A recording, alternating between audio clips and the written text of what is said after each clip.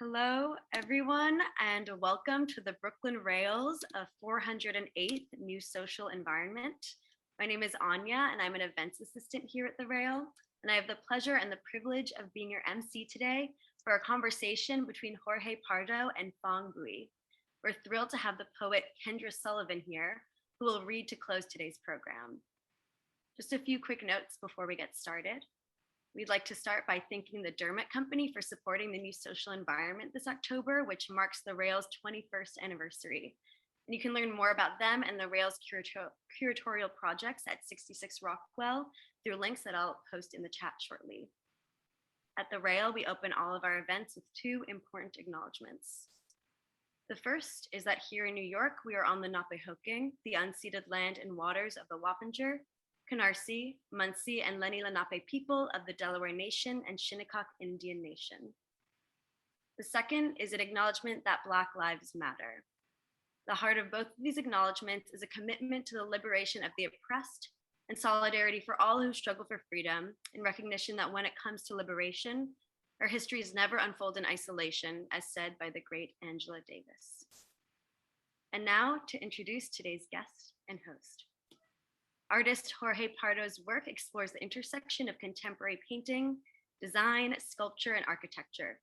His work has been the subject of solo exhibitions, including Pinacoteca de Estado São Paulo, Hacienda la Rojeña in Tequila, Mexico, Victoria Miro in London, and Petzel in New York. And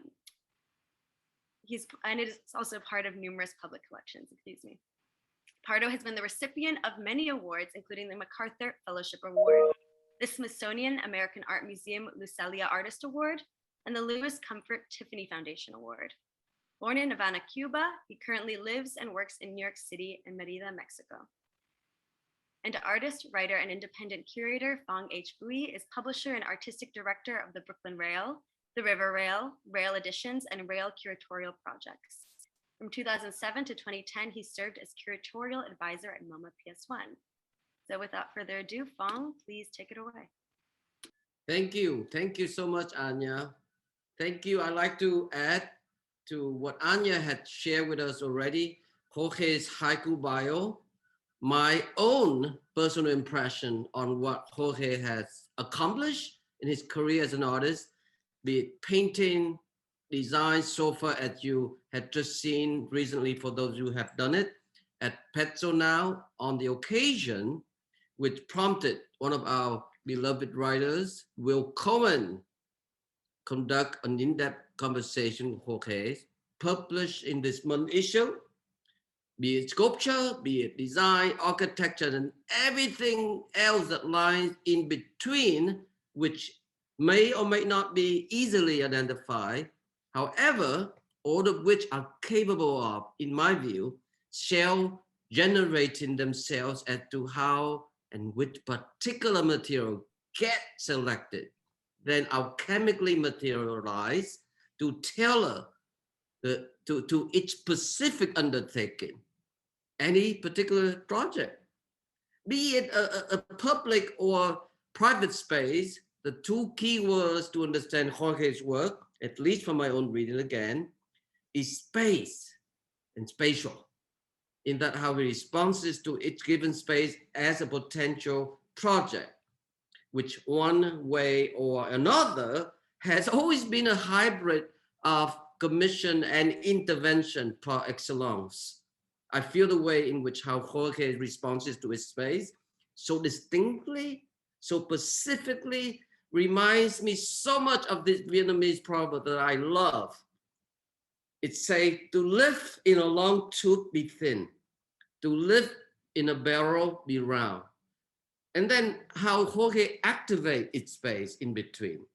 The space that can be activated only one is totally trusting, surrendering to its own unknown potential. Therefore, embracing it instead of being hostile to or fearful of, either way, really. So some of you and many of you might remember how our friend Hakim Bey, also known as Peter Limbo Wilson's concept of temporary autonomous zone, Yes, indeed, a space wherein the fluctuation of artistic energy established the flow of information, and in so doing aligns, however fleetingly, a great collective imagination. Yes, indeed. Here one finds the potential for awakening one's perception and agency of self-discovery. Thank you, Peter. I always remember what you say.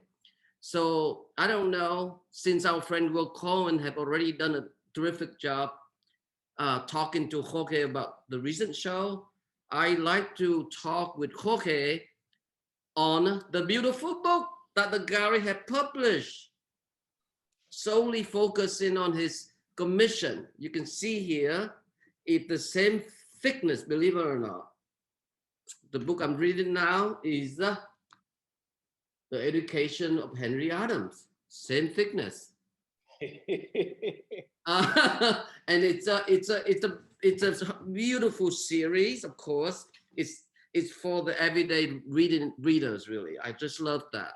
And what I want to do is focus on, of course, the book, because it's really commissioning, or at least cover the whole entire of his public commission from 1998 to 2016, which concise texts written by Ian Voner, one of our respected writers on architecture, design, and urbanism, really, which I also felt like urging all the Jorge admirers to try to get a copy for their reading and viewing pleasure at the gallery. So welcome, Jorge, to our social environment number 408. Thank you, Phong. You make me sound pretty good. Well, it's the book I have read through last night, a little bit this morning, was taken by all the images and all the product you've done. You know, it's kind of intense, such a vast body of work. So why don't we jump immediately into the first image, Anya? This is his first night. I think it's 19. If I'm wrong, it's quite early.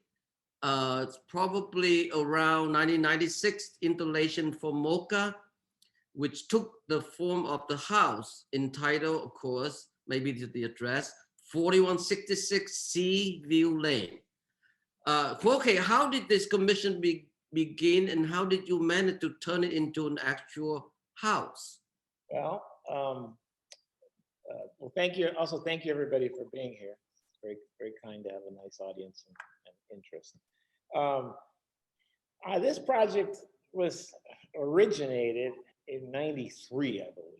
It was by vis-a-vis an invitation from MoCA, Museum of Contemporary Art in Los Angeles, and it started as it's called the Focus Show, which is a kind of it was the Focus Gallery, and they asked me what I wanted to do, and I said, well, you know, I want to make a house. Mm-hmm.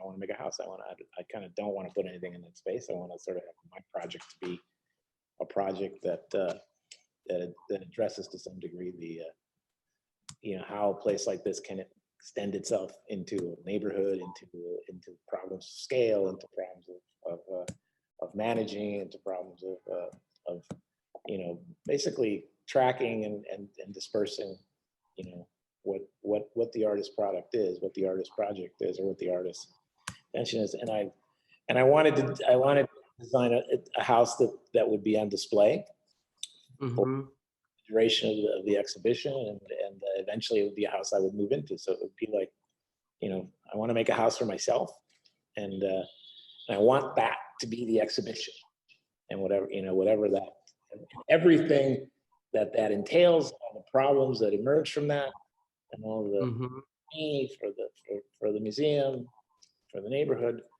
and I think a lot of this project has sort of been interestingly misread a lot, and in the sense that it's like, the funny reading, which is, it's kind of an important reading actually in a way, it's really a reading of hearsay more than anything specific, is that somehow I got a free house from the museum, something like that. Because when I first proposed the project, there were a handful of Mocha who basically said, no, we're not going to do this project. We're not going to build an artist a house. And there was a lot of resistance to it at the beginning. And it took and it didn't, this project opened, even though it started really in 98, it opened, and it started in 93, it opened in 98. And then slowly, it took about 5 years. I mean, Ann Goldstein was the curator. She was the one who invited me. She was the one who really kind of got this project done and went through it. We went through it together. And it was a matter of sort of, convincing the board that somehow I was a legitimate artist, that this is a legitimate artist project, and it might behoove the museum to do it. And I got about $30,000, and the house cost about $300,000.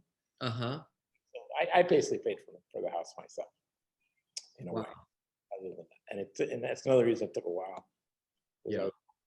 I was just starting, and I didn't really have a lot of money. And slowly, that period from 93 to 98 was a period where I sort of kind of became a little bit of an entity in the art world and started to sell work. And I gave up my day job in 95, 96, which is, I used to work at the library at Art Center College of Design. I worked there for 10 years. And then this came into being. It's an interesting project for me because it was a project that I had to sort of, become something else to some degree. I mean, not other than an artist, but I had to sort of like appropriate a different set of issues, a different set of problems, and everything from how I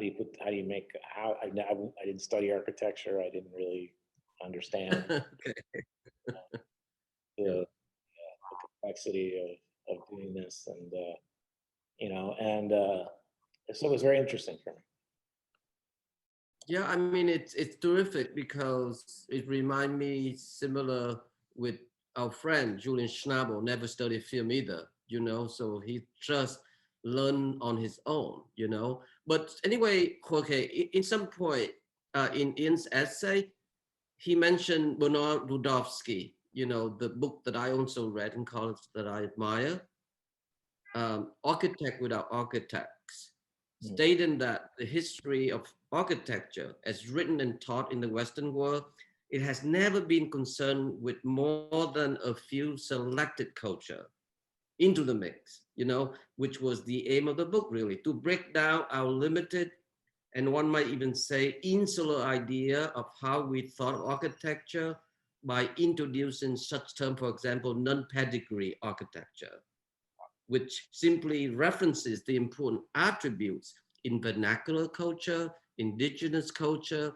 and even often anonymous culture, So it's a lesson taught where we are today, relating especially to environment crisis and global warming. We won't go into it, of course, but were you ever thought of, for example, I mean, everyone by now would easily recognize your multi-color, especially in the tiles, and all the aspect of your deployment of forms, which I feel share an affinity towards the utopian aspiration of Russian constructivism, for example, 1915, initiated by Tatlin and Rodchenko, that inconsequent had a profound impact, even though it's only 2 years later, 1917, when Mondrian and Van Stubbe created this deal. Words also have shared a similar aim. Art endowed with new transformative power. Art means as a mean towards social and spiritual redemption, new world order, so to speak. I mean, have you thought of the exploration of geometric forms that can constitute a new governing, like, pictorial language for yourself in that relationship? I'm not really so idealistic in that sense. I was much more interested in how this would be able to kind of contain itself as an exhibition or not. In other words, what will this project, this place, this house, in connection to this museum, Yeah. What will it be? How will it be? How will it sustain its sense of a show, of an exhibition? Because it's sort of like, like the way it worked is that people on Saturdays and Sundays, there would be docents who would come to the house, and the house is, I wasn't living in the house, by the way, when during the exhibition. I didn't want to do that. I didn't want it to be that kind of project where Yeah. people were going to be looking at my life or anything like that. I wanted them to look at the thing. And then, I think we had about 4,000 or 5,000 people that came on those weekends, about 6 or 7 weekends. And so I didn't really, what I wanted to do is I wanted to build a house in that neighborhood that reflected to some degree the tradition of the type of building, the type of houses that existed, and from the period from the 20s on. Yeah. Yeah. I became very interested in architecture through this project, and before I was very interested in architecture in Los Angeles, because Los Angeles is a really, it's a really interesting kind of historical vitrine for utopian kind of American architecture. Right. Like unlike just about any other city, there's probably more examples of houses from the 20s on that were driven to some degree, but not all of them, but some of the issues that you were describing. I don't really ever think of these different fields, these different practices, these different genres, whatever you want to call them. And it's not about putting them together and saying that they're all the same. It's really more, I'm more interested in like, how can somebody like myself, who's very, very interested in this idea of what is the trace of what's shown in an exhibition, and how long does it last, or when does it stop? What do you need to see it? So I use architecture really in a way where it's really an instrument of the problems of sculpture and its presentability and its presence in presentation and things like that more than really like the geometries of this history, let's say. Well, as you mentioned, sculpture and geometry. We may as well go to the next 2 images. Anya, this is your installation at the museum, the Augustin in Toulouse. So it's a very I wouldn't say aggressive, okay, but definitely distinct. In other words, the fact that you managed to talk them into doing it. How would you describe the selection of color scheme? I mean, I noticed there are tilted diagonals occasionally, and they certainly have curved walls and painted curves into the mix. Well, when they called me for this project, so we'd like you to consider a project, and we have these capitals, or these, what do you call it, the dental, whatever things is. And I said, nobody really, we have them, they're sort of in this room, but it's a very important grouping of things because it's the largest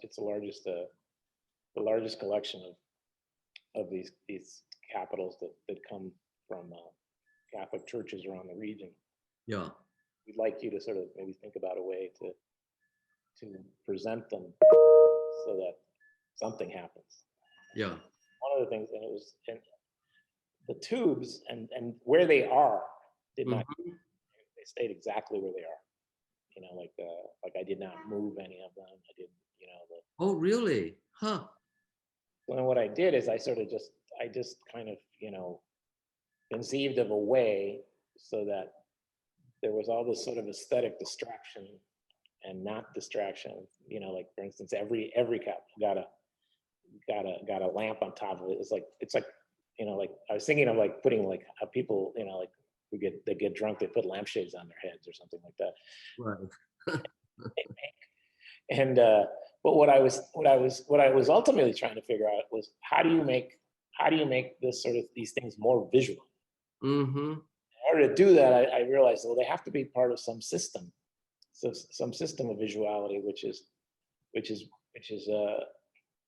as big or maybe a little bit more spectacular than just the historical artifact, because I think that ultimately, nobody, I mean, generally the way you would read these before is they were just a room with these things. It was just the room, and then you would kind of read the title, and you'd look at things, you'd move on to the other one. I wanted to sort of make a space where, if you wanted to sort of really learn about these, you could. If you didn't, you were forced to be, surrounded by them, so that there was a kind of a larger aesthetic problem than just these things. And also because I'm not an expert in these, and I don't, I'm not an architectural archaeologist, let's say, or something like that, and I don't want to pretend to be. But what I can do by using these things is to really try to understand, is like, do they become more visible if I do something, or do they become less? Right. I could mention personally, whatever, let's say, or just the amount of people that enter the space versus now versus before, or things like that. Well, I think it's a very beautiful and smart compromise in a way, Jorge, because without the lamp on top of each of them, I think it would be super distracting by the color columns. So by having the painted column and the walls and the even surrounding, runners across the two space there, the two walls, it illuminates a certain kind of energy. But I think the light diffuses it and bring back the attention, so it balances out. So you therefore look at these objects differently. It's certainly a new experience for sure. So I think it's a very, I'm dying to see it in person one day, which bring me to the next set of questions. I mean, let's see, we can see the Deer Foundation installation, Anya. So this, this is kind of shocking for me. I remember seeing it with my friend Chris Morton, the painter. We might have been stoned, I don't know, but we were shocked because I think it was in 2002.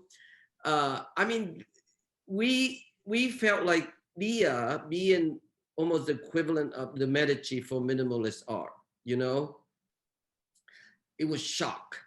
I mean, to see this, your intervention in the space. So it's super early too, may have been 2000, when Lynn Cook and Michael Govan was there, I remember. So looking at the Gerhard Richter particularly, if you go to the next one, the third one, the displays, this is the show. Your work and Gerhard Richter. So I remember thinking, I wonder what Richter thought of this, So tell us more about that whole undertaking, Jorge. I never spoke to Richter in this project. It was all done through Lynn Cook. This project was sort of, devised in a way where it was, what I wanted to do was to sort of set up a counterpoint to the historical tendency of how this institution saw itself, for artwork.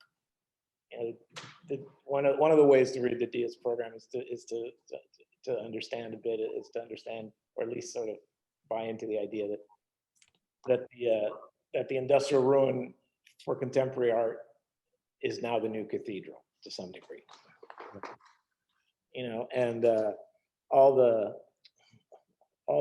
austerity, all the emptiness, the emptiness of the history of what was there, and all that stuff can sort of somehow be used to have like not necessarily a white cube anymore, but a kind of an interesting sort of historically charged place that you can sort of have really kind of intensely focused projects and sculptures, and whether it be individual or things like that. And I thought, this is interesting, but the reality is that this street and this area and this place, and by that I mean Chelsea, is being gentrified at a ridiculously fast rate.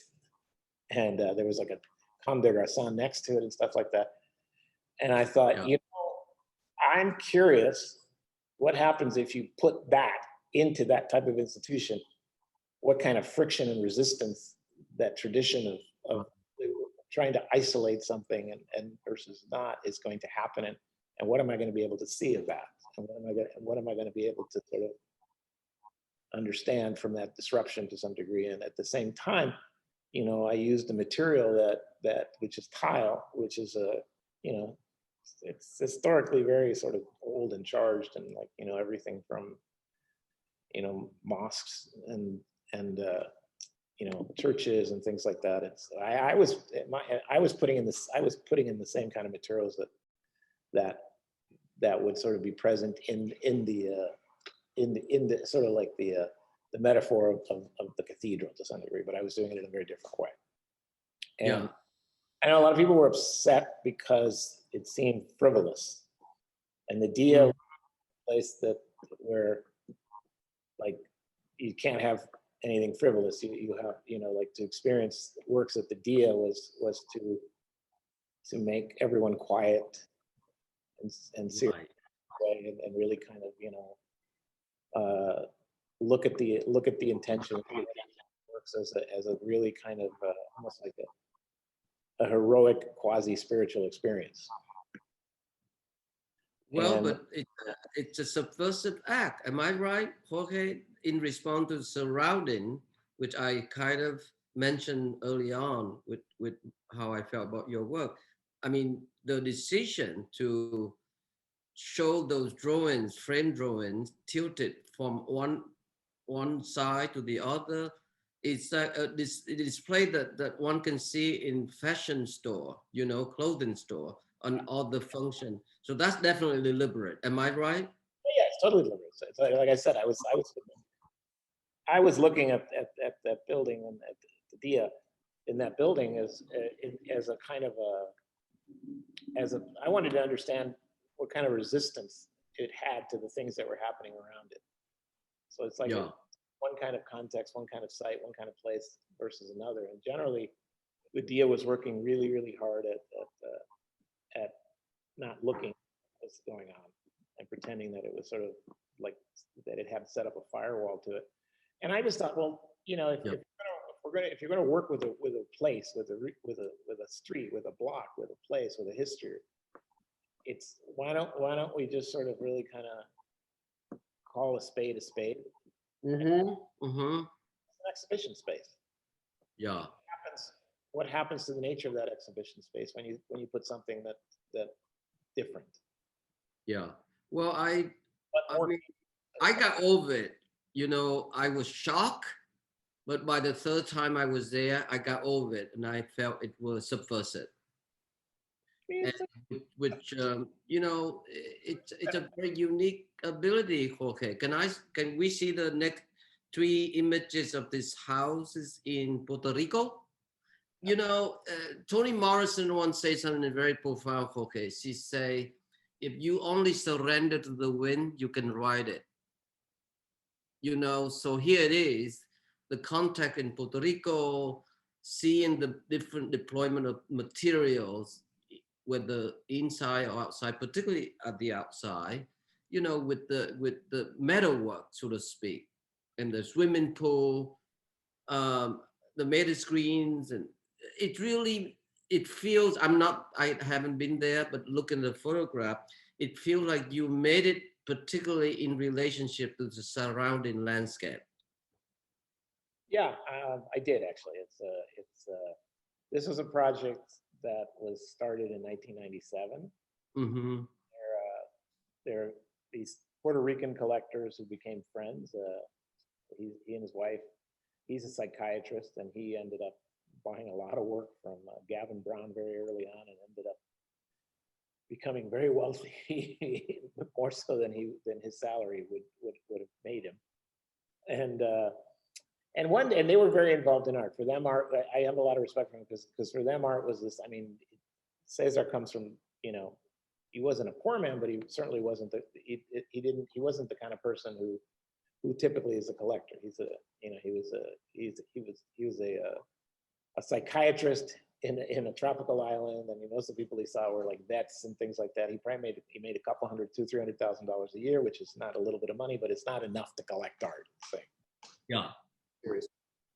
And for them becoming collectors in a way kind of changed their lives, because it allowed them to travel to places and meet people and kind of get out of the island and really change their lives. And I got to know them, and they're really great people. In fact, they're my daughter's godparents. And I was at a project. I was doing a project in Munster, pier that I did there. And I remember I was at the pier, and then they walked over and said, "Hi, how you doing? My name is Cesar Reyes, or Cesar Reyes, and we want you to make a house for us." And I go, "Oh, really?" I said, "I've never made a house for anybody else."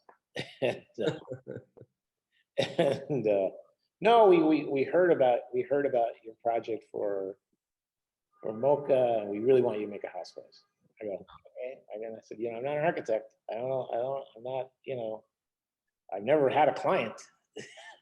I don't really know what that is, but I am interested in working in this form. I am interested in what happens to us in the process and things like that." And so we did it. It took about 10 years, and we basically designed a house that's sort of interesting, because it's on a hillside, and it's basically, the house is made up of 3 pavilions. Yeah. One of them is a living pavilion with 1 bedroom. The other one is their bedroom pavilions. And since they're on different levels, Yeah. what I did is I just took the overhangs on the roofs of those things and carried them over so that they would intersect with all the 3 pavilions, and everything that actually the 3 pavilions are actually bedrooms. It's 3-bedroom house, and the spaces intersect. Living space. And what I wanted what I was thinking about, I wanted to sort of the place to be almost like a kaleidoscope to some degree, where when you were in the center of the house, you had like these different apertures and things like that you could see the sea, because it has like almost a 300-degree view of water to some degree. Yeah. And going back to your about locale, I mean, the railing I found down the hill, and down the hill is a very normal kind of poor area, and everybody has railings because it's so people don't break into the houses. And I just thought, well, how do I turn that into something different? Right. That does its job, but at the same time sort of has to kind of, has to perform extracurricular aesthetic effects. That's cool.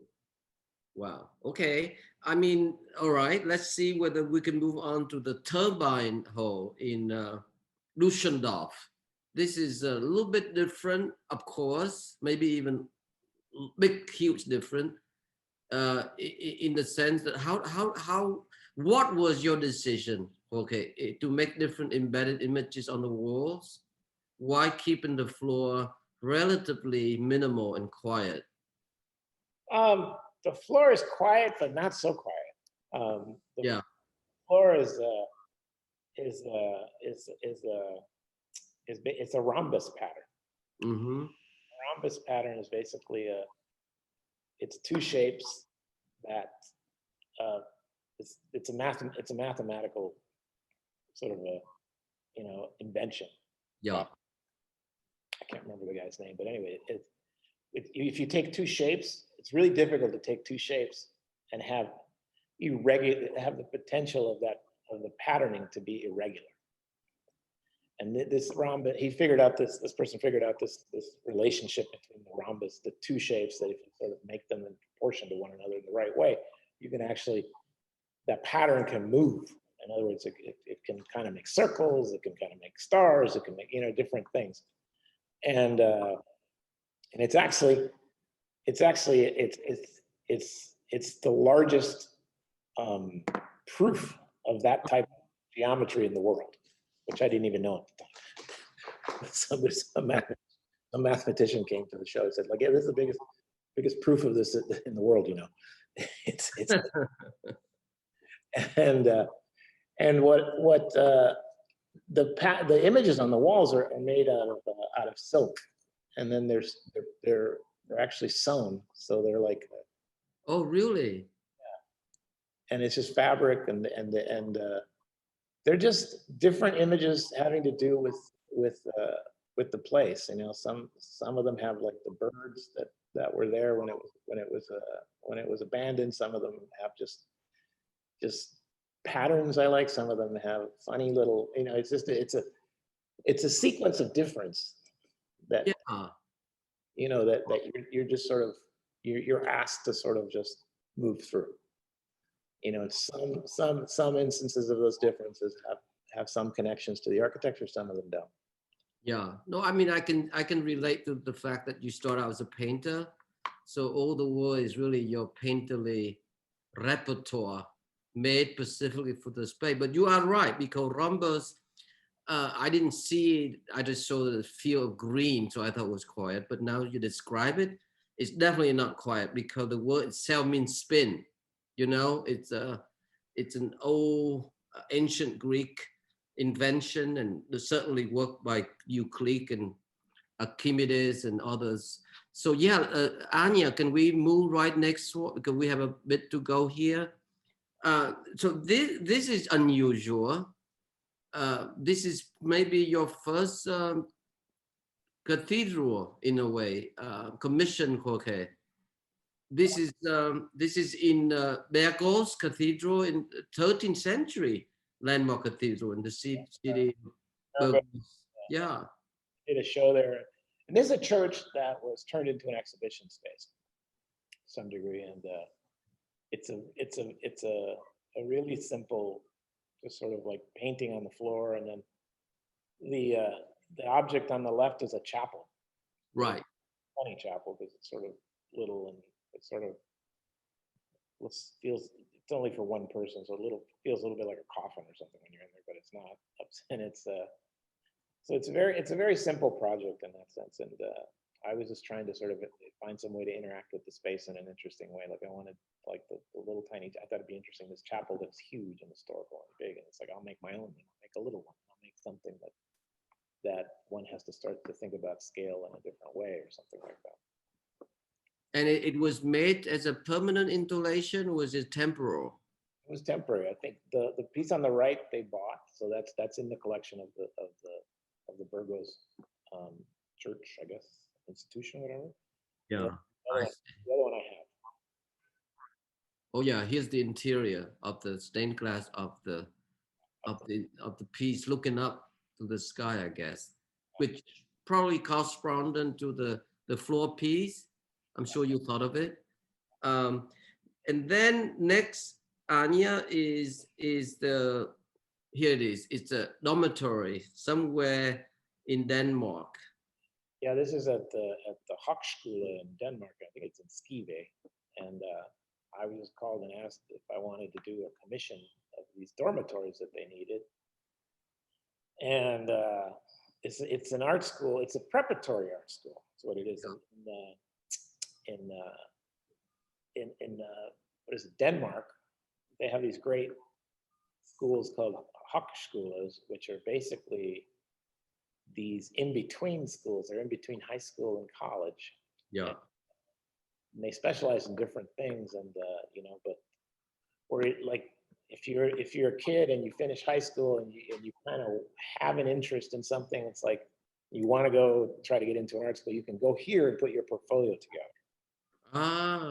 Program, and they have them for all different types of specialities, and it comes from this kind of tradition in Denmark of they started to educate farmers in the 19th century.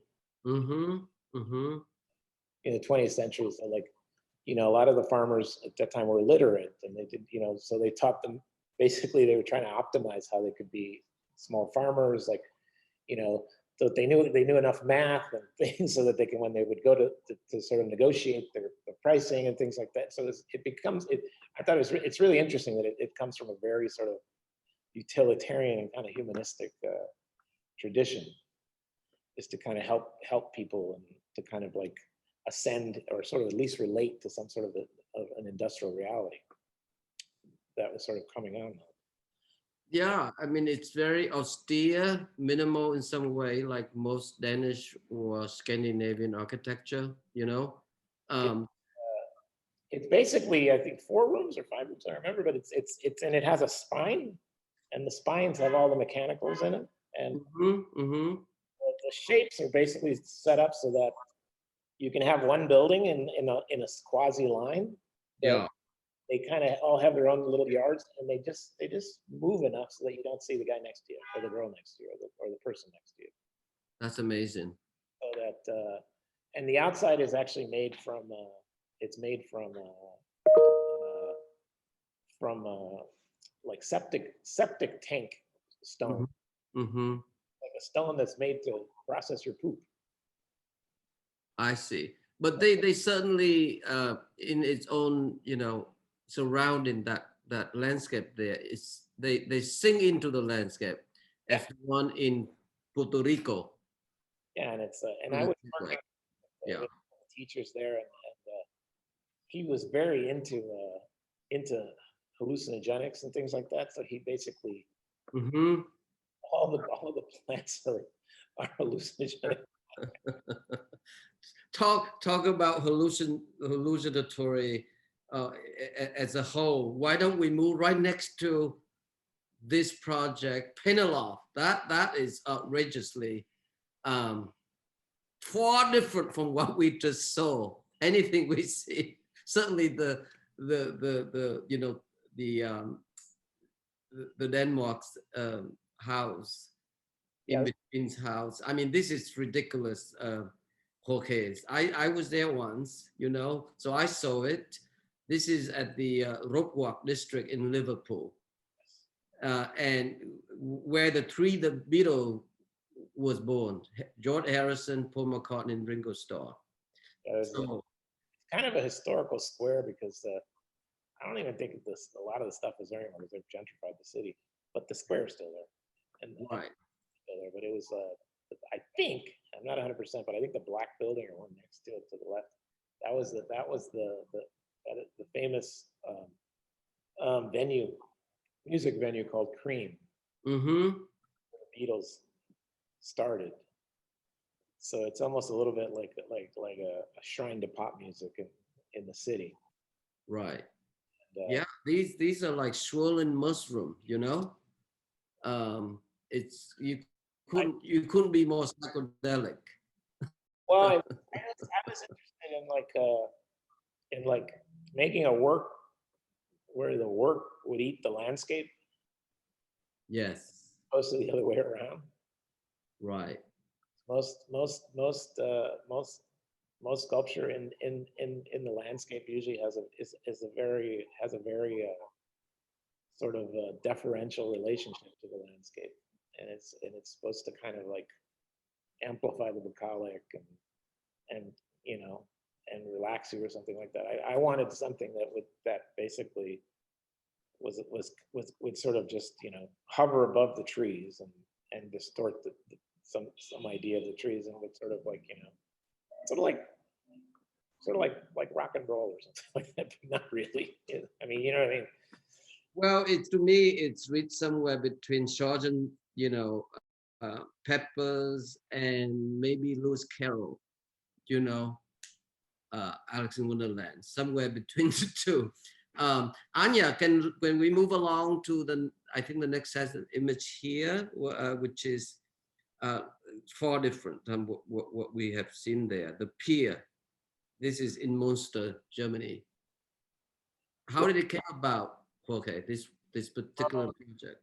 This is part of Munster Sculpture Project, which is a project that happens every 10 years. I don't know. Yeah.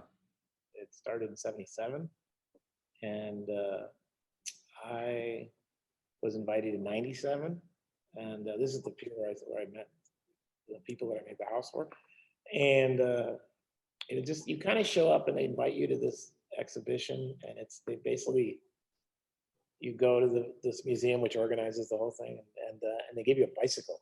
They say, take the bicycle and go around and see what you want to do. And and it has this beautiful little lake in the center of the city, and I thought, I want to make a pier. I want to make a pier that actually, I want to make a work that actually kind of, I want to make a place where people go and kind of something a little bit funny happens in there, or something a little bit, that's not a part of the infrastructure of the city is existing with. And and I put this pier in a sort of in relation to the axis of the center of the city, which is like when you get to the end of the pier, you can actually see the cathedral. But you can only see that cathedral in that way when you're sort of into the lake deep enough.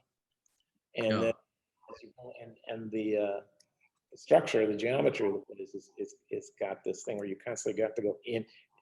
Once you're in the center of it, the views disappear. But if you want to contain and really remake those views again, you have to go outside those walls, and there's places. Every wall, there's 2 or 3 places to sit in front of them.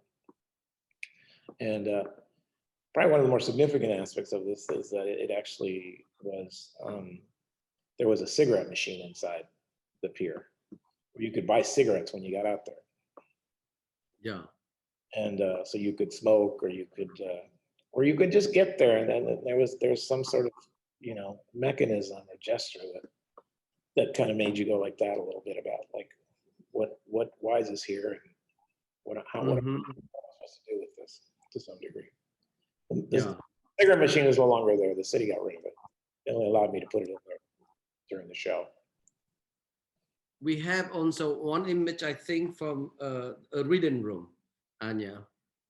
Unfortunately, we should have added more, but anyway, so we don't have a good view of this reading room project. This is actually one of it's probably the first commission I ever got for a museum or for an exhibition. And it's a work I made with my mother. What? Yeah. How so? She did all the cushions. Oh, I see. Early on, I used to work with my mom a lot because she could sew well. Yeah. Did you pay her well? Did you pay her well? I hope. Yeah, she was very happy because the museum sent her a check for $2,000. Okay. So this is in what? In this is probably 1996, quite early. Wow. 96, something like that. And it's a reading room. It's basically a round table. You can read inside of it, around it, and then there's an installation of lamps that lights the space. And it's a very straightforward piece. I mean, probably the most interesting thing for me. I don't know if you can see, but the little benches have a hole in them in the wood part, and then those round cushions that my mother made, they have a ball inside of them, and then that ball pushes through that, and that's how the cushions don't move. Oh, I see. That's cool. So you can also sit on both sides of the table. That's where there's an opening at the end there. Exactly. Okay, that's great. Now we're gonna move to, this is a very unique project in Yucatan, Mexico. And this is 2012. And it's unlike anything you made thus far. Yeah. Tell us more about that, because there's a view of, I think we have a view of the of the outside, the interior on the right and the left is the hammock room here. Tell us more about this.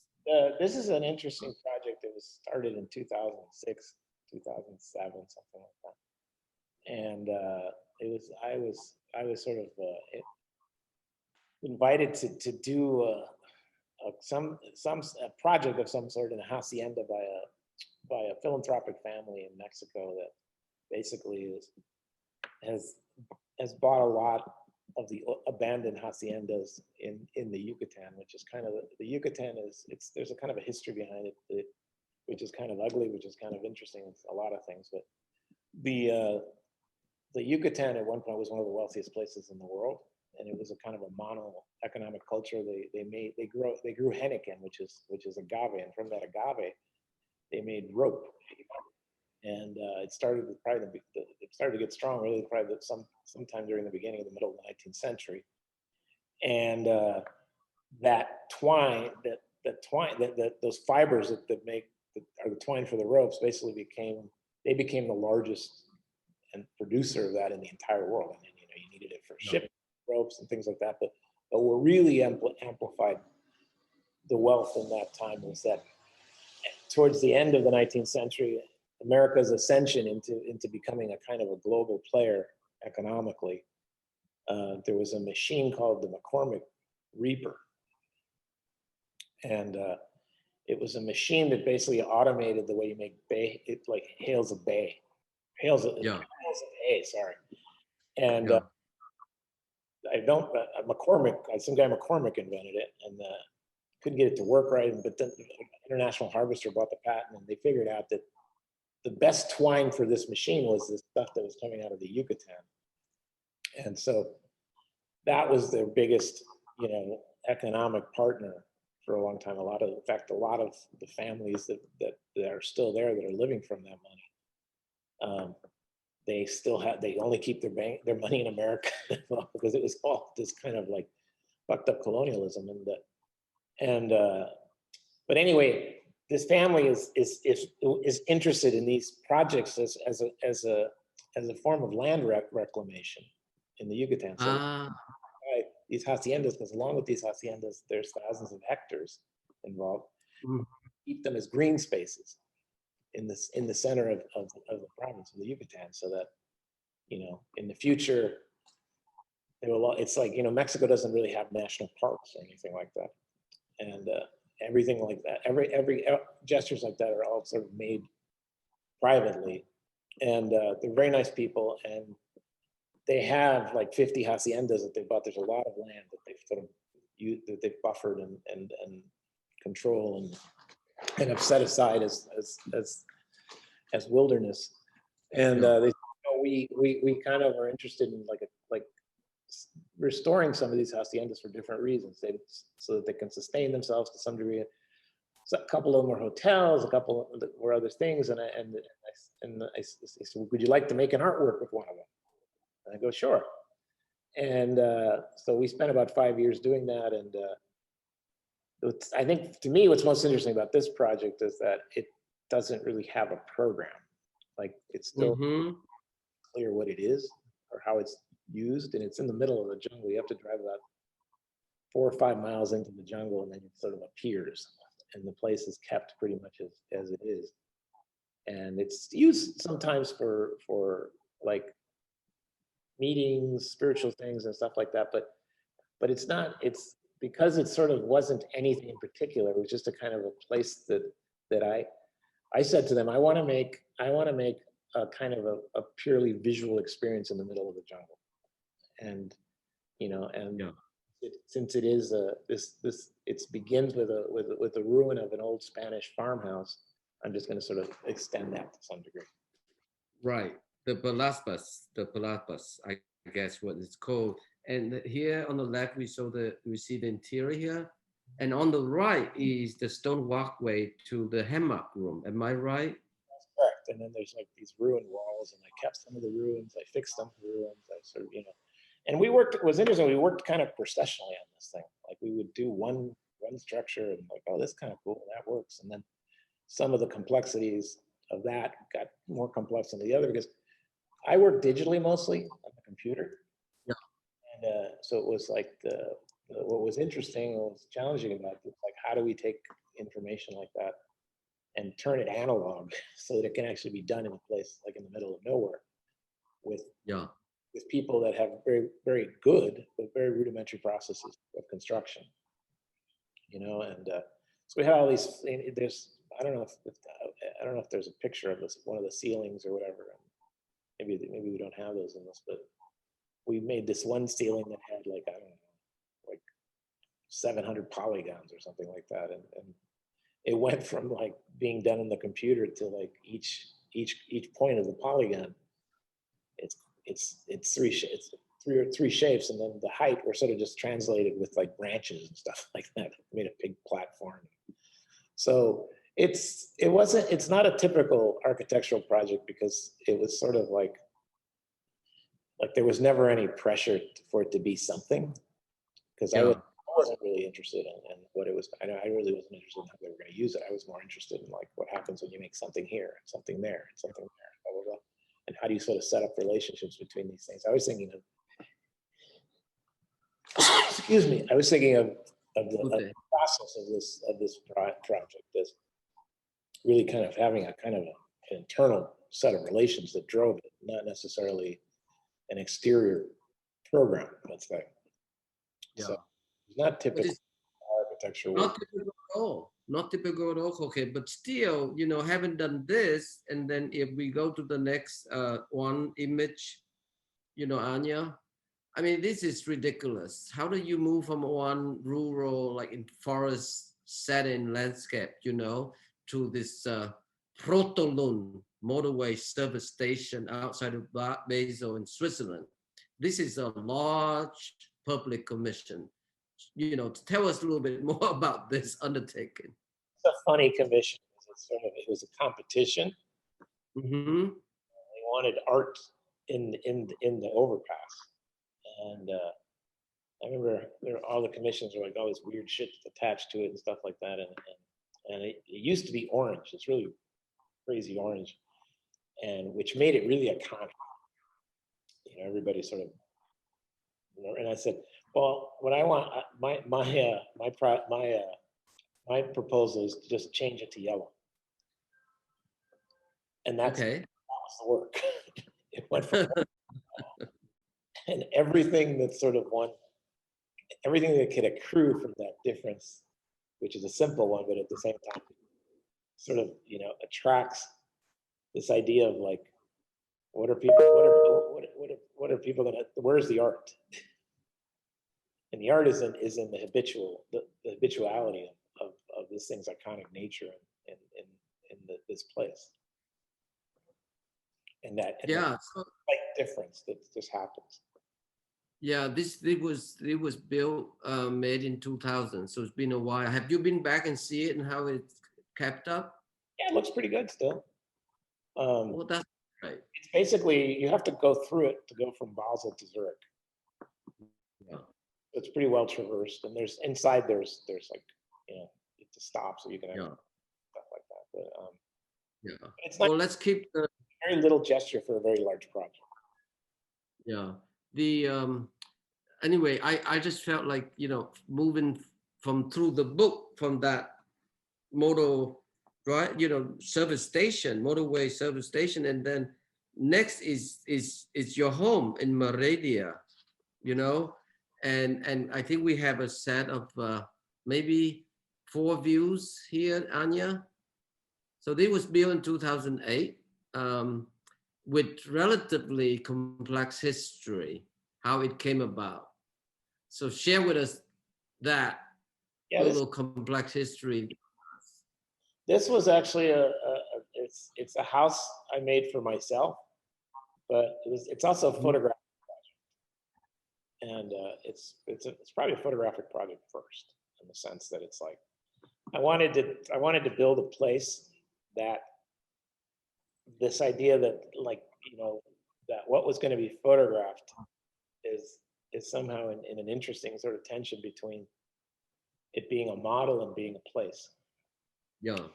Okay, so the original property was just this shack, this colonial structure. It's probably from 1860 or something like that. And then behind it, there was really nothing. It's the entire place is, the land is about 2,000 square feet, something like that.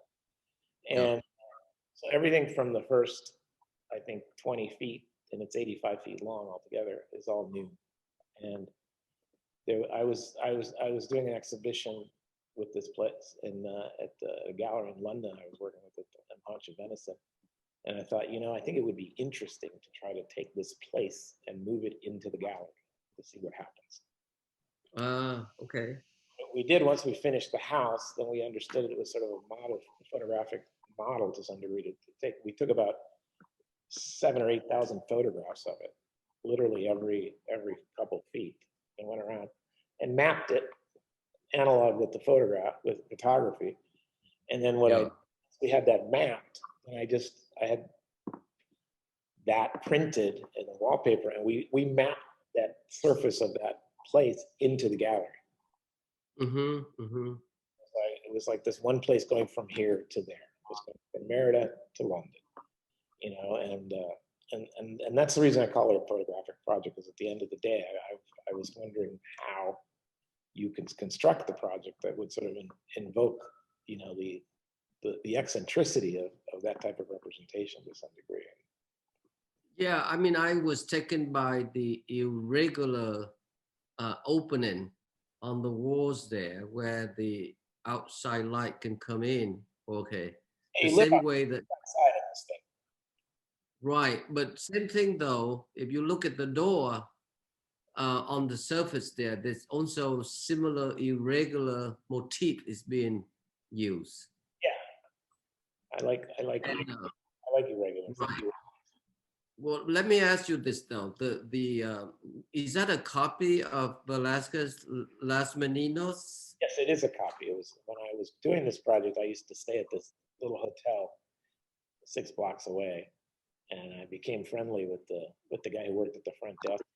I saw that he was drawing and stuff like that, and he said, "Oh, you know," and I go, "Oh, are you an artist?" And he goes, "Yeah, I just work. This is my day job." And what he made, like he copied paintings and for people. And I said, "Would you like to make Las Meninas for me for my house?" It's one of my favorite paintings, and he did. And the funny thing is that it's kind of large, and he lives in this place.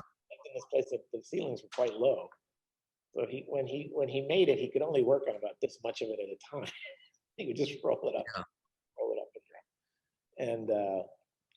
And it was, you know, it was a way to sort of implant an image of reflexivity that was hopefully paralleling the kind of reflexivity that I had sort of, you know, proposed in the transposition of one place to another, you know, and that lostness of the photographic project going. Yeah.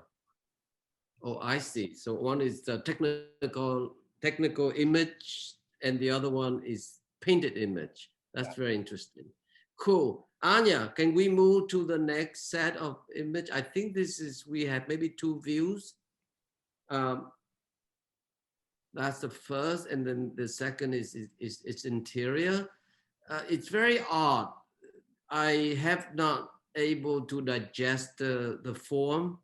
Okay, really, and it sits somewhere in the middle of the park in Braunschweig, by Germany. Yeah, I was invited to do a sculpture in a sculpture show, which took place in this park in Braunschweig, which is the center of the city. The park is in the center of the city, and I proposed that I wanted to make a monument to cinema and filmmaking and film watching to some degree. Yeah, which is kind of difficult to do because it's, you know, most things that are monumental, they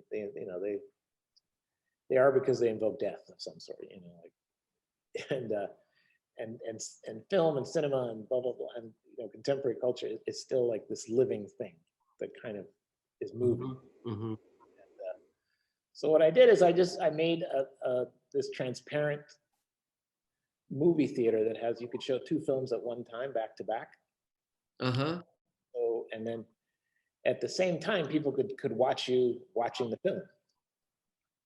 And in a way, it was a way of using someone's visuality, or somebody watching something, being involved in the act of watching film or cinema or whatever. And the films, they operated on the weekends, and everybody who worked at the park, movies they wanted to watch. And but the project is really about making a kind of a framework that wants to sort of land into this sculpture project with the imposition of the idea of something monumental being shown. And for me, one of the most monumental things is how we consume images, and particularly moving images. The last century, that's kind of like one of the most, probably the most ubiquitous cultural output that we have, to some degree, and how it's so ubiquitous that it's like it's really difficult to find that monuments for it to some degree. Well, I don't know how you managed to talk people into doing what you do. You can see already the last several projects, which bring right next to this even more kind of strange, fancy celebrity cruise ship This is kind of a room, a disco room or dance room or wherever. It's called Still Life for Leisure. Yeah, so it's a between space. It's a space where there's elevators and doors and things like that. It goes between one room and another. And it's not small. And this piece is, I don't title a lot of works, but this piece has a title. It's called, I think it's called Still Life for Pleasure. Still Life for Pleasure. And Terrific. that's just what it is. It's like, you kind of go from one thing to another, and in that transition, you're sort of hopefully slowed down to some degree, and you have to sort of think a little bit.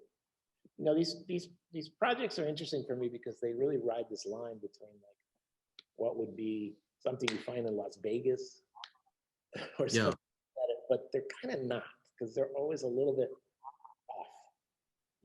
They don't necessarily, there's always something in the way I think about them that makes them a little bit more autonomous than a typical kind of, like a design proposal for a place like this, because generally speaking, you wouldn't find this intensity of aesthetic in this type of space.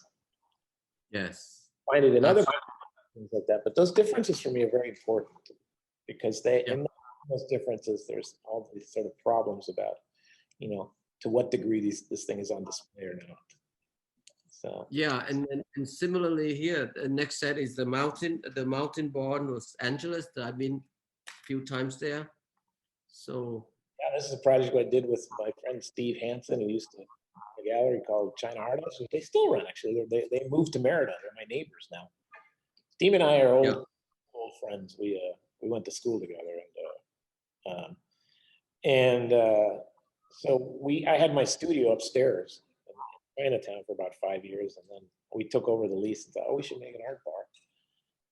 And we did, and it wasn't that successful as an art bar. It became more successful as a neighborhood bar. Okay. Well, that's great. Neighborhood bars, that's what you want. So moving along here is the reinstallation, of LACMA Latin American galleries. And I also felt, since I've seen it, it's unlike any other thing you've done. So it's just another project that added to your repertoire of Site Pacific in terms of both form and content, and how it get expressed and directed to the user material. It's very distinct. So we have 3 views here. Tell us, can you elaborate on this undertaking? Yeah, this is an invitation by LACMA, Los Angeles Museum of Contemporary Art, and they have a very important collection of Western Mexican pre-Columbian art, which was never really shown. It was sort of like, insiders kind of knew that the anthropology department was very important for them and blah, blah. And I was asked to figure out a way to show it, and okay, that's interesting, because these are objects that I don't really know, and I would have to kind of learn some stuff doing it. And so what I did is I kind of chose one, just a few materials. I chose MDF and fabric, really, and plastic for the lamps, but that's about it. Everything is made from the same materials. And I just made like a circuit of difference all the way around. Mm-hmm. And they're just made of different pieces of the MDF that get cut. Yeah. And it's a form. It's a form we made on the computer, but then we translated that form into these layers. Yeah. And then in that sort of zipper of what's left of the shape with the material is I embedded vitrines, and the vitrines are for different things. And I don't really, like I said, I did not care to become an expert on any of this. I don't think I could, because there's people who spend their whole lives studying these things. Yeah. But what I found interesting, and when I spoke to the anthropologist or the archaeologist, I should say, is that what these things are never definitive. They always get described as like, well, they might have been used for this. We think it's used for that. It's probably they were used for it. And that every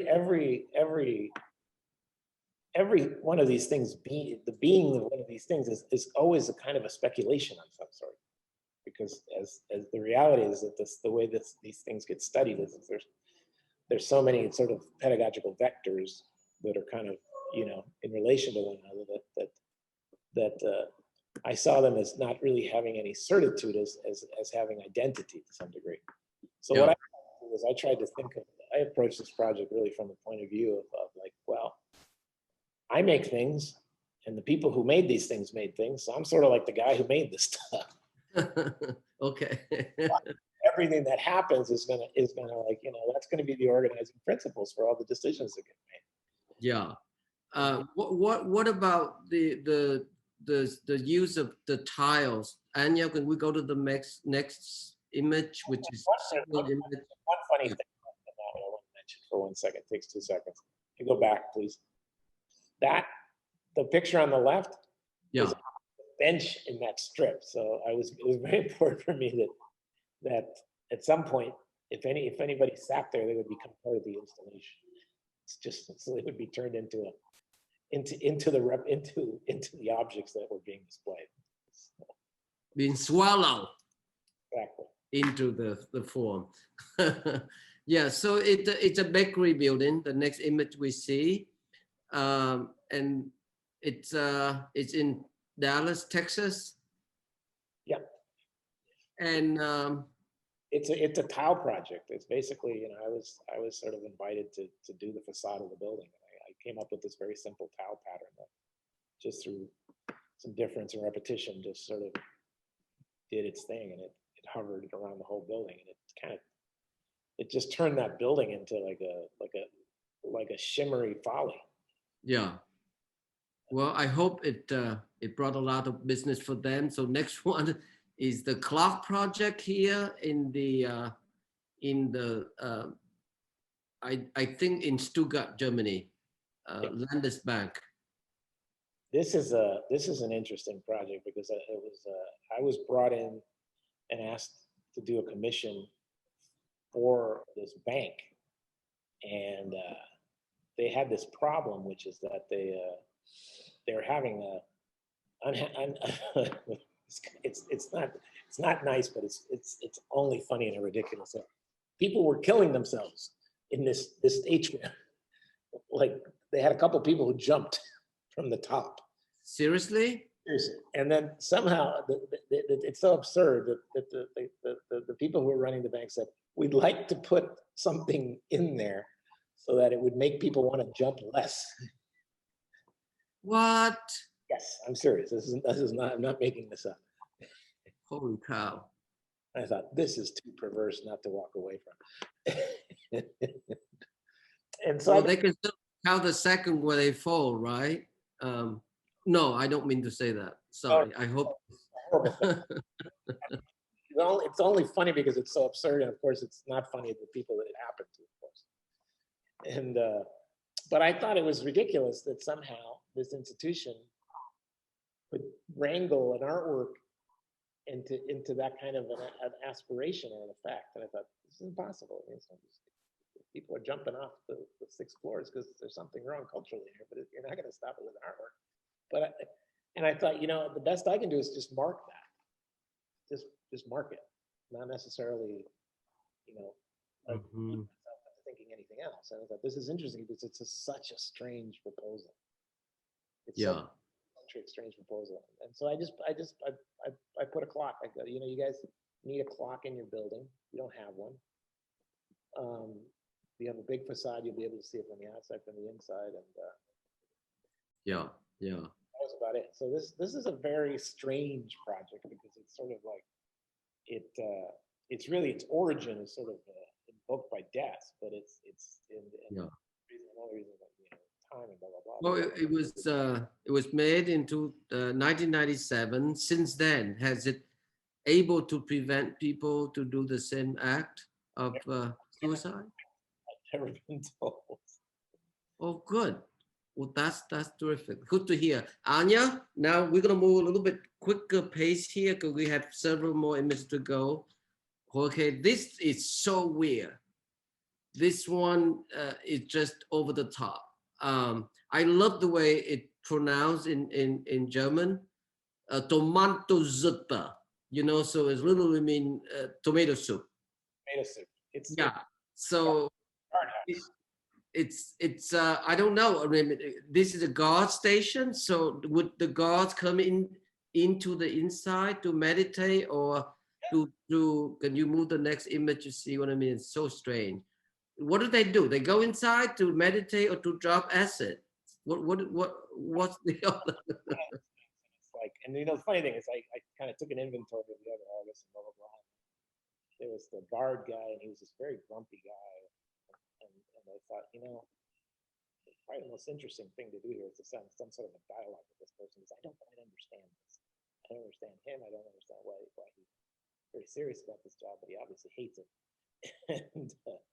and I kind of proposed a couple of guards, and they had windows and things like that. And he goes, "No, I don't want windows." I go, "What do you mean you don't want windows?" Amazing. Like, because I like being in there and I like to relax. Yeah. So, Okay. for him, and then it's in the winter, it's heated, and he just sat in there, and he would come around and do his walkthroughs and blah blah, and he'd go back in there. And he had all this. It doesn't show up, but he has all his stuff in there. He's got his books. He's got his lunch. I think he put in a refrigerator for food.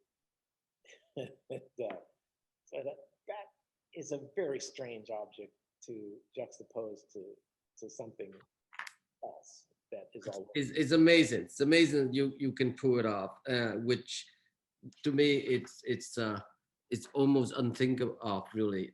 Can we see the next two views of the restaurant? This restaurant in Berlin. This is the view looking down. Unfortunately, you don't really see the drawings. There are etched drawings on top of each tabletop and the chairs. But if you look close enough, you see it. And the next image, Anya, you see from night, looking at it from the outside in. Quickly tell us how this came about. I think it was a competition that it's basically it was a commission that was for the Bundestag, which is the German government, and this is the cafeteria, one of the cafeterias, a couple of them for the senators. And, Yeah. it was at the time when when Berlin was sort of was changing over from the Western capital, which was in Bonn, I believe, and it was going. They basically wanted to make the headquarters, to centralize Berlin and move the government there. And this is part of moving. This is a project that's part of moving the government from West Germany to the center of Germany, or East Germany, basically in Berlin. Yeah. And, the building itself is kind of a very kind of literal building, in the sense that it's the building crosses a river, like the main river in Berlin. And the architect, I can't remember his name, and he had this floor that was kind of green floor. Yeah. Kind of very German and institutional, blah blah. And it was very important that this floor be the unification sort of symbology of that project for him. And like and then I wasn't aware of this at the time, and I proposed a different floor for this space, and it turned into this kind of thing. And a long time to figure that out.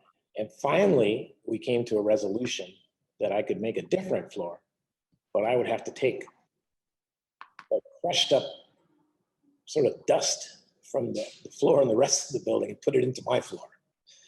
Ah.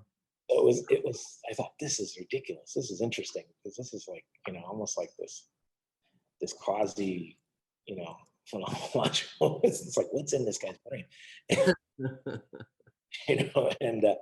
And that's, to me, the most interesting thing about this project. And the rest of the stuff is sort of like, it's their requirements. But when I really think about this project, is that it's sort of like, this is the work that actually kind of intervened to this notion of how do you unify something physically? How do you unify it? How do architects think about unification? What are the differences that artists have? Things like that, So it's very interesting to me. Well, the architect you were thinking of is Sir Norman Foster. No, he did another part. He did this is a German guy. What's it? Oh, right. Yeah. Okay, I'm thinking of Foster did that thing where you walk up to the top. Foster did like the Folly, and he did one of the other buildings, which is right. actually much more, spectacular and public. And what's nice about this building, this project here, is that you have to kind of like, since the building kind of traverses the river, you kind of, there's these riverboat rides, and you kind of see it at night. They leave the lights on and stuff, which is nice. Yeah. Huh. So moving from public civic space to religious space. So this is interesting. Looking at this, I just saw the tremendous change in the reception of space. It's I don't. This is in Leipzig, Germany. It's impossible for me to even pronounce in Germany. Trosten, Concha, Zantina, Tatis, or something like that. I don't know. But were you thinking of Matisse Chapel in Venice at all? I was asked to do all the liturgical furnishings for the church. Yeah. So which is everything that it's all the equipment you need to practice Catholicism. Yeah. Like the little area where you baptize babies, the altar. There's this side panel thing, but I don't. My parents were Catholic, but I'm not, because we didn't ever raised them. So, being Latin from Cuba, everybody's Catholic at some point. But we were actually more nothing. My grandmother was into voodoo, and that's about as close as any religion that I ever had. And so I just kind of addressed these assignments in what I thought was interesting, and like, for instance, I had to make a Christ figure. Yeah. Made him out of wood. Mm-hmm. Belly was a little distended. And then the cardinal guy, whatever the priest said, it was like he looked like he was pregnant, so they wouldn't hang him. So basically, he exists somewhere else. Okay. But he was supposed to hang right over the altar. And then I, like, it's funny stuff, like, for instance, the altar it's got a piece of a dead saint in it and stuff like that, which I didn't know. It's got, like, in order for an altar to be an altar, Yeah. you gotta have a piece of a saint in there. So I had to make this special little hole that would be that gets closed forever. And then they didn't tell me what they were going to put in there, but apparently I have a lot of this stuff lying around in the Vatican, and they stuck one in there as a whole thing. It was interesting. I didn't know that there was this whole sort of ceremony on how you initiate churches and stuff like that. Like, it was very strange. It was interesting. Yeah. I mean, why is there a specific reason as to why the German love your work so much? We can go to the next image of this bar in Düsseldorf, Anya. I don't know why they like my work so much. I really did start, like, the more ambitious things in Germany. I don't know why they like my work so much. I mean, I think it's strange to me. Well, you didn't quite. I don't know. Isn't there? Yeah. But Jorge, there's a bar in Dusseldorf, and what's most interesting about this bar, other than the way it looks, which is actually really interesting, is that it's actually, the bar itself is in the collection of the museum. So it wasn't like a project, a side project or something like that. One of the things that I sort of demanded, that it's like, okay, well, you have to take this and it has to enter the collection, just like a painting or just like a sculpture or something like that. And then whether it stays or whether it doesn't, it's going to have to go through all the protocols of whatever it is, how you handle those kinds of objects, and so. Well, I mean, they love you, the German do. I guess after the Cold War ended in 91, I guess it's certain aspiring for some optimism. But wherever it is, the next several images, I think we probably have about 6 images here, which is the last project, the latest project, which is in Arles, commissioned by the legendary Maya Hoffman. In 2018 is Alatan. I've been invited there. I can't come, but I will come. It's not far from the Luma Foundation with the tower design by Frank Gehry. And you know, Jorge, in the conversation you have with Maya, you say some point during the course of making the interiors, different rooms, wall, ceiling, staircase, you know, light and door and so on, you say that it felt like a leap of faith in thinking about the project as a work of art, in that all the decisions, all the issues that form the space are more of exhibition issue than design issues. Can you elaborate more on that? Yeah, I mean, I tried to think of like, I was basically asked to work with a hotel. And I remember Maya called me and said, Jorge, I got a hotel for you. Mm-hmm. And I go, what? And it's like, oh, no, there's a hotel in our, I want you to do a project in our project in the hotel, or like the hotel. And it's like, you can do whatever you want. You can do the whole hotel, you can do the section, whatever. And I thought, oh, that's interesting. I've never really made a hotel. And so we did everything. We divided the rooms. We did and one of the kind of organizing principle of what everything responds to in the space, in the place, I should say, is the floor. The floor is a 70,000 square foot image, really. Mm-hmm. That's derived from a pattern that has enough complexity in it so that it changes sometimes quite dramatically, but always changes as you move. It's like there isn't the same configuration and color selections or the patterns. The pattern allows for there to be some mobility and shifting in the pattern, and it's a lot, because it's for me, when I say it's an image, that's significant because it's a pattern that lends itself to an image. And by that I mean that every tile in the 70,000 square feet had to be accounted for, and it had one space. Yeah. You know, in other words, and that was kind of one of the most difficult things to do. Is like, how do you manage like 6 million pieces of right, ceramic or something like that? And you know, you can do that quite okay, and you know, using a spreadsheet, something like that. But it was an interesting challenge. And then everything else that I did in relationship to the space and what it feels like and how it works is always subordinate to that floor. That floor sort of holds everything together. And getting back to your question about how it's sort of, you know, that I think that the place is eccentric enough, yeah, that it can ride this line between being a boutique hotel and not at the same time. And that not is enough to always kind of redirect who experienced it to some degree to recalibrate it to some degree. Yeah.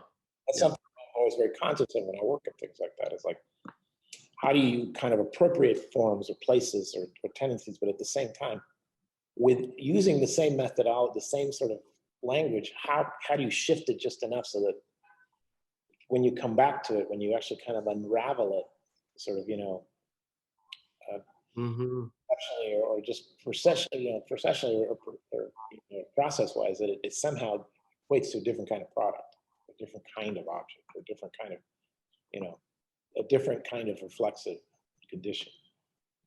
It's interesting to me that looking back, you know, what we have seen already by the intervention, you know, at the Museum de Augustin with the pedestal and with where the lights on top shining bring the attention to you. So it's really from above, whereas as you just described, the multitude of these similar tiles, you know, the multitude under your feet, so to speak.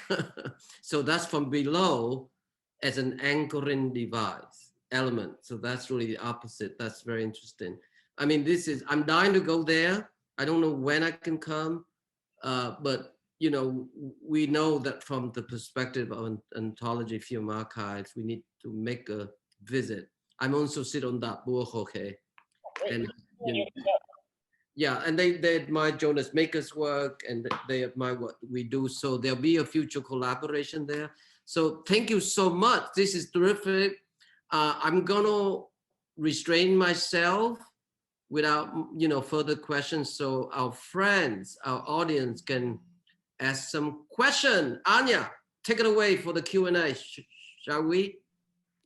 Yes, I believe our first question will come from actually our poet, Kendra Sullivan. I'd like to ask.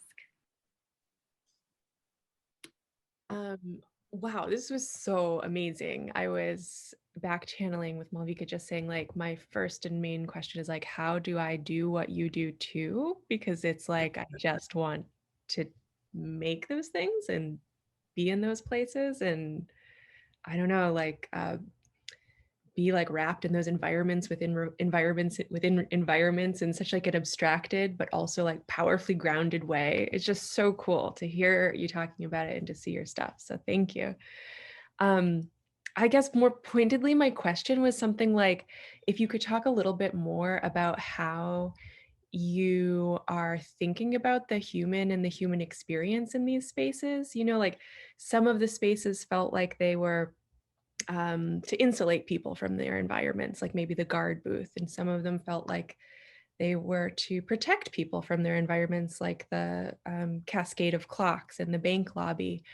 And other spaces felt like they were in direct relationship with like maybe more abstracted forces, or more like primordial forces or elemental forces. So just like, I guess like I just became really curious about the figure of the human in all of these different spaces, and how, when you're going through your process, you conceive of humans as audience or as participants in these spaces, or even as co-authors of these spaces, in the instance of the person who insisted that some of the dust was in the floor. So just like how human relationships come into play for you, both through the process and through the final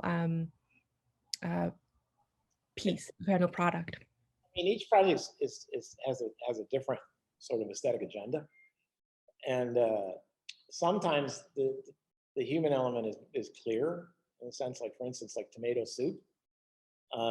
That's a project that kind of enters into a very strange kind of portraiture, for instance. And I think about it that way. Like I think about,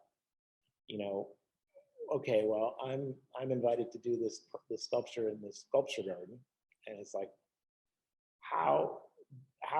what would be an interesting way to make an image of somebody who's probably the most sort of enduring presence of this place to some degree. And I start to sort of interact with them, and sort of like, and they start to sort of become something that starts to structure how I make decisions and how I don't, and things like that. And that to me is really important. And that's not that dissimilar, for instance, to the piece in the Senate that, we had so many meetings with the architect, and finally he capitulated and let me use a different color, as long as that became an ordeal. It's like, that's always, not always, but a lot of times, and a lot of the really more eccentrically interesting works have that quality in them. But I think of the viewer, or humans, as people that really finish the work to some degree. And a lot of times I like to think of myself as somebody, like when I make work, I like to think about, I don't want to make work just for people to see and then look at me. I want to be able to see them looking at the work. And in order to do that, there needs to be a certain amount of distance sometimes that you have to kind of employ in the decision process of the production of what it is that you're making, so that there is room for me to look at what I've done and what I haven't done, and how it's always contaminated with the real of the viewer, and not necessarily with some idealized idea about what the project is representing symbolically or something like that, but rather like some sort of interactive reality. So I like humans. I think it's important. They really structure how I make decisions about what gets made. Thank you, Kendra. That was an excellent question. Thank you. Thank you. I will be reading the next question on audience member TTOSSF's behalf. They ask if there's an intersection between your work and film sets and production design. You know, sometimes I feel like I'm a director in a film or something like that, because so many of the decisions are really about this kind of hope for an optical condition that then sort of gets set into play because there's spaces that you're sort of putting forth, and you have sort of ideas that sometimes hold and sometimes don't as to how people will behave in them and things like that. I don't necessarily think of these things so much as sets, because they always are anchored into some sort of quasi functionality, you know? So it's always a mixture. It's always a kind of there's a contamination of the real in them, you know? And sets are expendable things, you know, like, I guess, you know, I don't agree with somebody like Fried in terms of, like, you know, art as a, you know, as a prop or something like that. But I tend to think that he opened up an interesting idea for how to complicate an artwork or an object or something like that. So, and I don't know if that answers the question or not. That's excellent. Thank you, Jorge. Our next question comes from Ty, friend at the rail.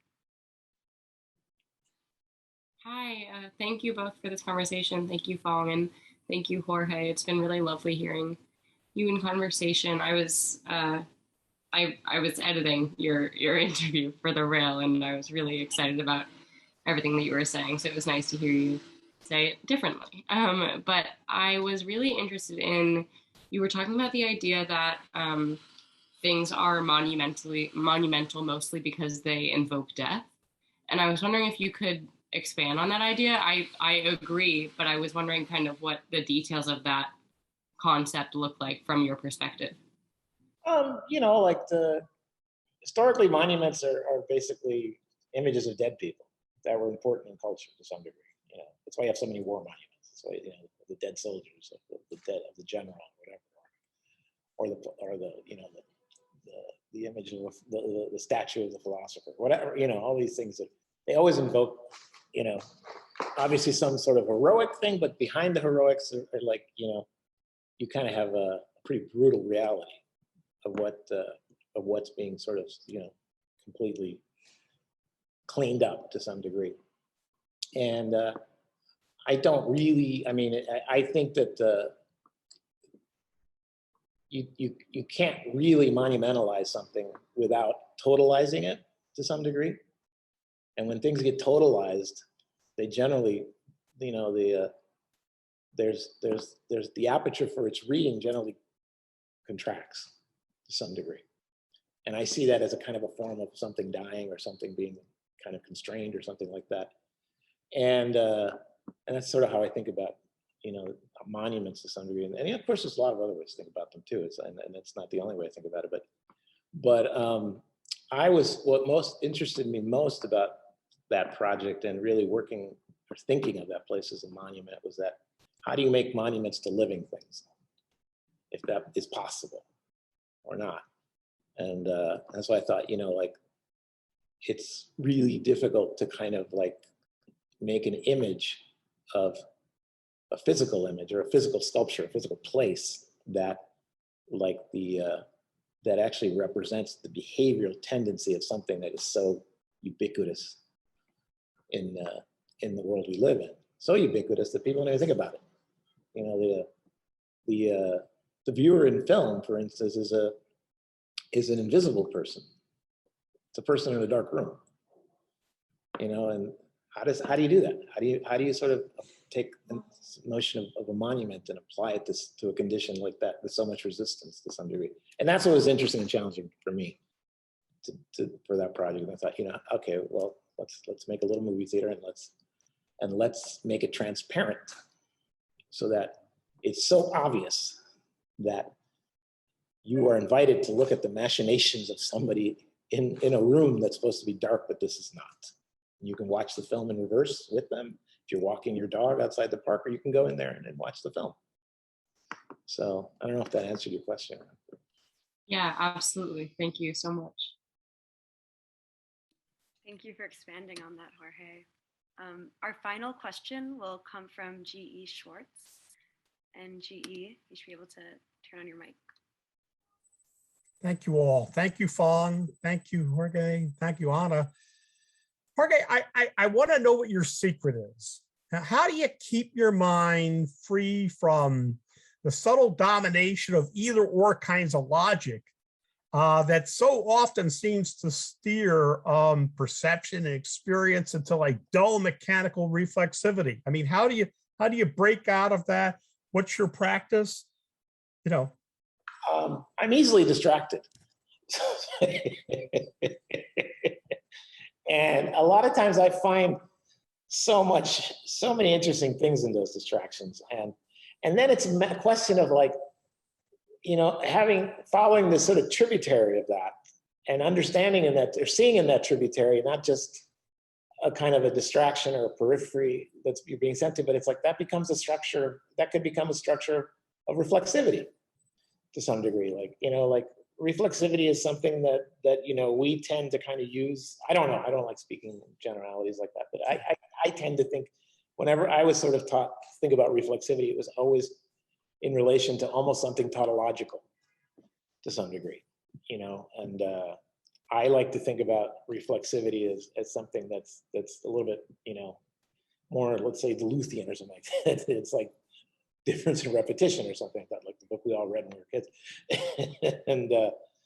and that makes a lot more sense to me because it allows you to be, it allows you to like encounter whatever set of problems that enter through an invitation, through an interest in something you want to do.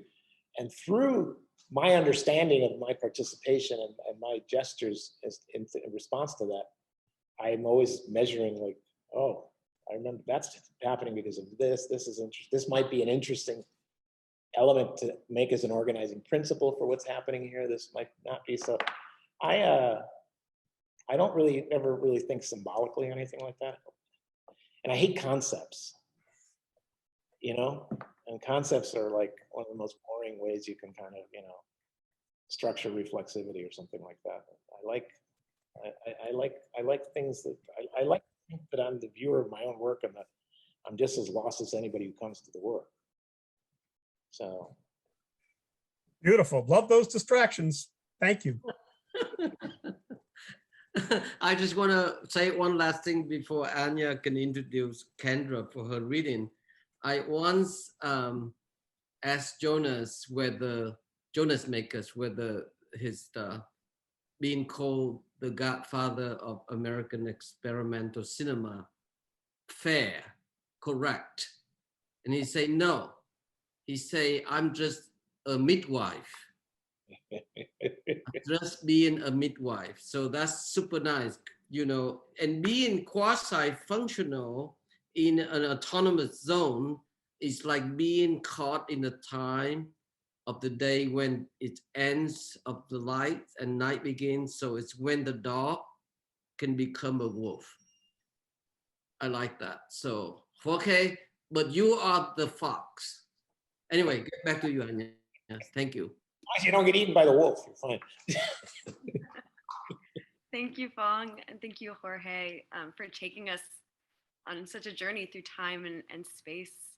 I can't wait to pick up the book and to visit your show at Petzel Gallery, and it's up until October 27th. Thank you for your interest. I appreciate it very much. Yeah, it's been an incredible conversation, so thank you. Before we conclude, we close all of our events with a poetry reading. And today I'm thrilled to welcome Kendra Sullivan to the stage.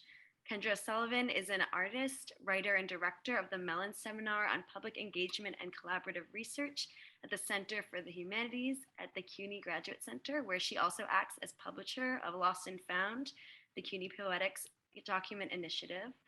She is co-founder of the Sunview Luncheonette and a member of the eco-art collective Mare Liberum. So if you like to take it away, the floor is yours. Thank you so much again. This has been like such a wonderful conversation. I'm like so inspired and motivated. I feel like just like getting up and walking away from the screen and not reading my poem, but I'm so happy to be able to share it with you too. So,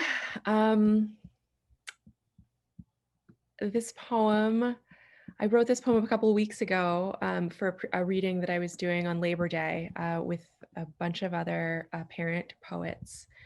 And it was new that day, and so it was sort of thrilling to read it out loud. I like reading new things best. And this is the second reading, which always feels, it'll be different. It'll be different, I'm sure. I'm curious to know whether or not the liveliness of that like first exposure will be contained. But I don't know. I don't know if a content warning is necessary, but many of us are probably New Yorkers here, so it does talk about the 9/11 attacks. So if you're triggered by that, you know, it's sort of it talks about it in sort of indirect ways, but you know, it may hit home for some people.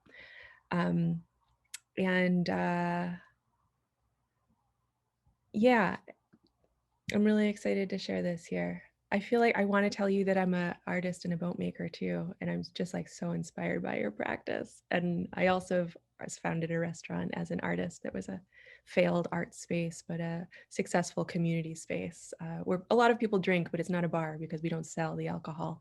But a bunch of like political campaigns have been run out of it, and there's a taxi aficionado crew that hangs out there, so it's a really nice space that doesn't do much in terms of art per se on a daily basis.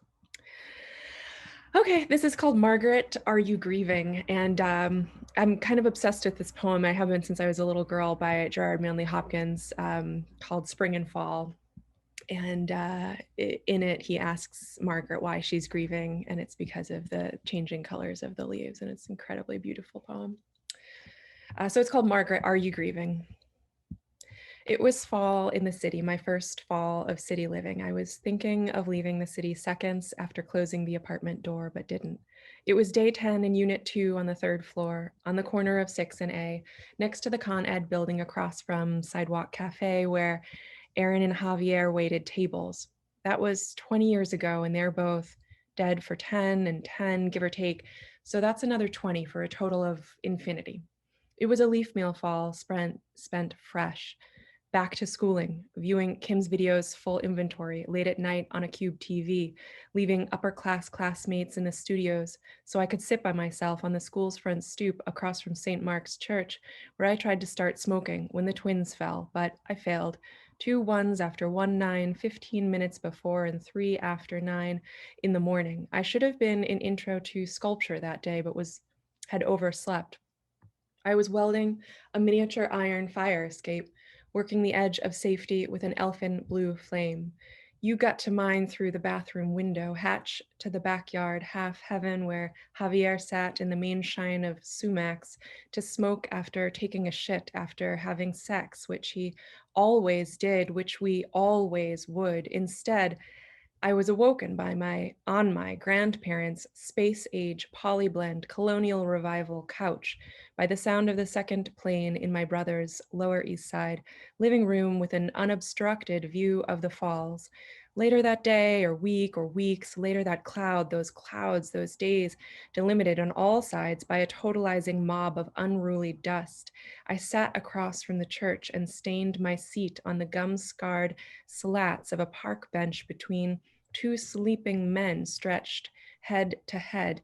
No one spoke, only menthol smoke and particulate matter from the towers passed between us as we slept, out of doors to prep, to be better metabolic witnesses, to witness this, to be a witness, this work of witnessing, of sleeping through, of respirating catastrophe, of compacting sense like a dump truck en route to Fresh Kills, landfill, where the biotic mix of debris is safeguarded in perpetuity as pressurized sludge cake, releasing methane that the city sells back to the grid as power Poverty and poetry were gashes in the bloodless stats. I hated myself for being out of season, a tree unleaving where my lungs used to be, less than the old dynamism of the spirit, but more than its death.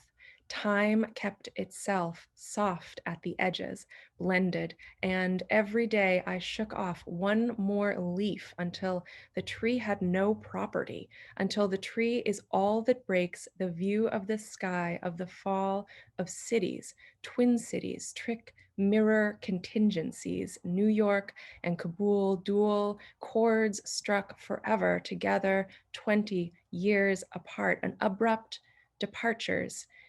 Here I am again, falling back to what lies before, a head of flesh, swimming in the interval of fresh air between smoke and cement. On one end of an umbilical scope, a man falls from a plane. On the other end, a plane falls on some offices. A mine collapse on cloud 911, caving in the closed circuit of escalation. The fire's hollow casing fatigued in the tireless flame. A cudgel planted in the narrative of progress, riddling the narrative of birth as net good. A blown up AP photo of a straw man falling vicariously is the last leaf to leave the first tree planted in the next world. Remember her lecture on cats in the parish hall? When a tree crushed her kitchen, a stray kitten saw in its incision only an opening, its trunk a bridge. They crossed it together, that cat and Carolee. I guess guides come in all guises. The forest flipped inside out is the first tipped scale. The forecast calls for scarecrows stuffed with fallen leaves. He dangles stiff and damp from the lamppost. The LED streetlight shines down on straw guts, braceleted in corn husk cuffs. His cocked smile in the gusts, a staple of fall decor in the city. The actor Henry Fonda had a bird's eye view of Demuth. He described the lasting injury of witness as guilt. Has aviation ever been about anything other than infinite dominance? The fall is an end that forgets, vernal beginnings and venal returns to a skeletal self, not truer, not less true, just like a breath reset semi-automatically as rifle fire. There's only one way into and out of the canyon, I mean. I remember a drive through a desert pass in another September, squeezing the car top speed between limestone fists. Animals coursed down the mountain like rivulets under our tire ruts, away from the wildfire that mushroomed across the cadastral map, unraveling in our rental car's rear view, singed and curling at the edge of articulated space, a dry flood of fur drawn downhill, desperate to live, and I with them until Dylan and I reached a safe house casino in West Wendover, where we slept fitfully on sateen pillows, resting at the end of a long, sloppy desert street that led straight to the Air Force Base, where the planes that dropped the atom bombs took off. Blackout damask curtains blocked our view of alabaster smoke billows marbled crassly by lightning overriding the sky's longevity with foreboding bling. The last open room was smoking, and it stank of smoldering ashtrays. Melania, I joked, must be the casino's interior designer. Temporary housing in the foothills of the apocalypse would be aesthetically alien to me. Harsh, lush, overwrought rococo, stiffly excised from the creaturely outside with a sterile gouge, requiring an army to clean, massaging the unthinkable into a suite of inevitables. Dylan didn't laugh. Lately, fall always finds me quoting Gerard Manley Hopkins. Late at night when I can't fall asleep, I talk to myself. I talk myself down in soft tones. I say, Margaret, you're worth mourning. I say, Margaret, be soft. We're still falling. I say, Margaret, be hard. It's okay to keep going. We're never going to get over this. I say, Margaret, keep mourning. We're not there yet. Keep going. I say, Margaret, go, go, go. Thank you. Thank you. Thank you so much, Kendra. That was beautiful. Thank you. What a beautiful way to close on this fall day. And thank you so much, Phong and Jorge, for your conversation. And thank you all who tuned in today for your questions and for being active in the chat. As always, we'll share the recording of today's program in our YouTube archives, so it'll be available in the next few days. And you can join us Monday at 2 p.m. for a conversation between Con Trubkovich and Jason Rosenfeld, and we'll conclude with a poetry reading from Imogen Extion Smith.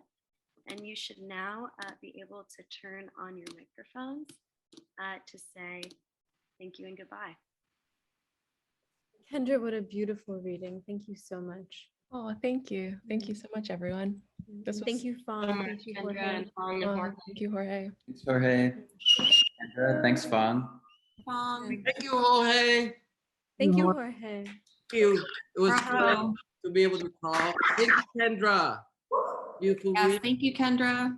Thank you so much. And please, you guys, go to see Jorge's show tomorrow. We talk about multitude under the feet. It's the show there, the Pain and Contain. All right, so go see it with pleasure and joy. Here I see William Cohen in the audience. Hey, Phong. Hey, Jorge. I will. Yes, it's a well-earned, pleasurable conversation. And now I think we are grateful to you guys and get some lunch. Cheers. Some lunch and coffee. Have a good weekend, everybody. Yeah, great weekend. Okay. Friday. Have a good weekend. Okay. Bye. Take care. Kendra. Thank you Enjoy so your very beautiful much. house. Thank you Thank so you much. guys. Yeah. Much love, Bye. peace. On Bye. your beautifully midwifed event. Bye. Have a great weekend. Ciao. Ciao.